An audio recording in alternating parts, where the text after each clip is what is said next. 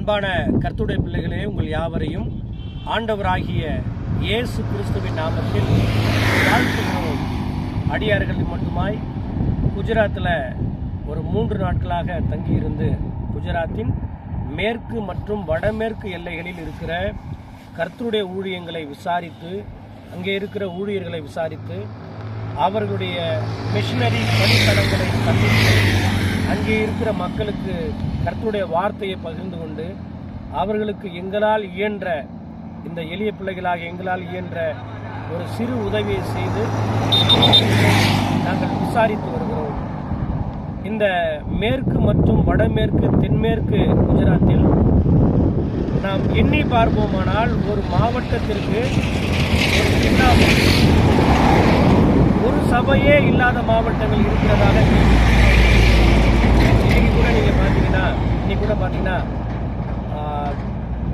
தென்மேற்கு குஜராத்திலிருந்து வடமேற்கு குஜராத்தை நோக்கி 100 கிலோமீட்டருக்கு மேலே நானும் அடியானுடைய உடன் ஊழியர்களாகிய சகோதரர்களும் இருசக்கர வாகனத்தில் 2 வீலர்லேயே பயணித்து அங்கே இருக்கிற மிஷனரியை சந்தித்து அவரை உற்சாகப்படுத்தி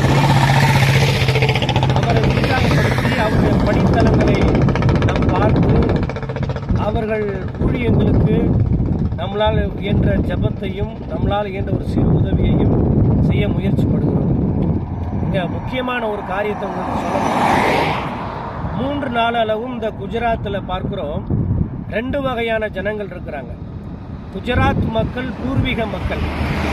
இவர்கள் பெரும்பாலும் நீங்கள் பார்த்தீங்கன்னா பருத்தி போட்டிருக்காங்க. பருத்தி, அதோட கோதுமை, பருத்தி, கோதுமை, பட்டாணி, சணல், வெந்தயம், இந்த மாதிரி நிறைய பணப்பயிர் போட்டிருக்கிறாங்க. இப்படி நீங்கள் பார்க்குற லேண்டில் 100 ஏக்கர், 200 ஏக்கர், 500 ஏக்கர், 1000 ஏக்கர் அவங்க லேண்டை வச்சுட்டு இதில் அகதிகளாக, அடிமைகளாக மத்திய பிரதேசத்திலிருந்து கொண்டு வந்த பீல்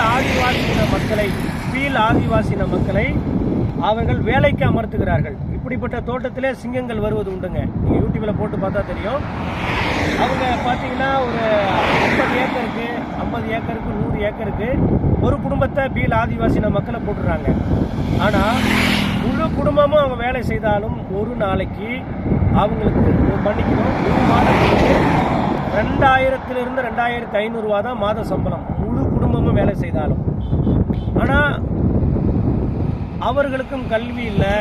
அவங்களுக்கு 3-4 குழந்தைகள் இருக்குது ஒவ்வொருத்தங்களுக்கும். அந்த குழந்தைகளுக்கும் கல்வி இல்லை. பாருங்கள், நாங்கள் இப்போ நிற்கிற இடமே கிட்டத்தட்ட நல்ல கூலிங்காக இருக்குது. நேற்றைய தினத்தில் சென்ற இடம்லாம் 12 டிகிரி 10 டிகிரி கூலிங்கில் இருக்குது.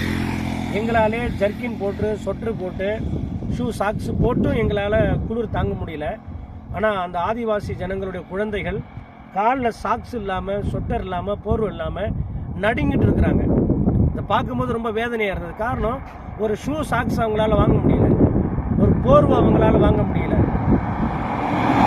அவங்களால ஒரு ஸ்வெட்டர் வாங்க முடியல.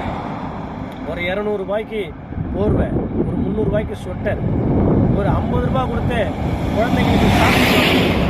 இந்த ஒரு சூழ்நிலையில் இவங்க இருக்கிறத பார்த்து நாங்கள் மனசு கஷ்டப்படுறோம். நேற்றைய தினத்தில் பார்க்கும் பொழுது இப்படி கஷ்டப்படுற பீல் ஆதிவாசின குடும்பங்களுக்கு 10 குடும்பங்களுக்கு மளிகை பொருள்கள் நாங்கள் வாங்கி கொடுத்துருக்குறோம். இன்னும் சில குடும்பங்கள் கொடுக்க போகிறோம். இன்னும் ஒரு 4-5 நாட்கள் நாங்கள் இருப்போம். அதுக்குள்ளே இந்த மக்களுக்கு, குழந்தைகளுக்கு வேண்டிய ஸ்வெட்டர், ஷூ சாக்ஸு, போர்வை இது அவசியமாக தேவைப்படுது.